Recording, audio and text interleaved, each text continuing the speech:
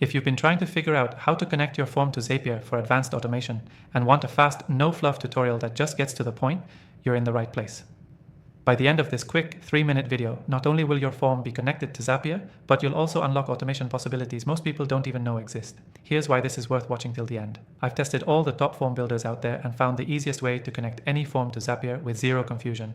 And I'll show you how to do it using a tool that comes with an exclusive free trial, just for viewers of my channel. The link is in the description if you want to follow along. Let's dive in.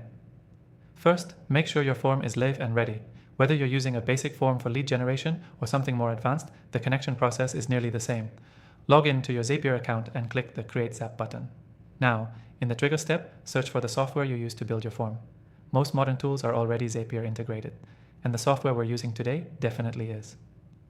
Choose your form app as the trigger and select the specific event, usually new form submission. Next, connect your form account to Zapier. This usually means logging in and granting permission. Once that's done, Zapier will ask you to pull in sample data. Submit a test form if you haven't already, so Zapier can fetch that sample. Now for the fun part, the action step. Here's where you decide what happens after someone submits your form. You can send an email, add a contact to your CRM, push data to Google Sheets, or even notify your team in Slack. Choose your action app, connect your account, and map the fields from the form to where you want the data to go. You'll see a preview. Double check everything looks good. Then hit Publish Zap. That's it. Your form is now connected to Zapier and automation is live. Want to make it more advanced? Zapier lets you add filters, formatters, delays, and paths. So your automation only triggers when certain conditions are met or splits into different actions based on the data received. We'll cover those in future videos. So, what's the key takeaway? Connecting your form to Zapier is the fastest way to automate boring tasks and start focusing on what actually grows your business. Once it's live, every form submission becomes a powerful trigger for smart automation. Quick recap.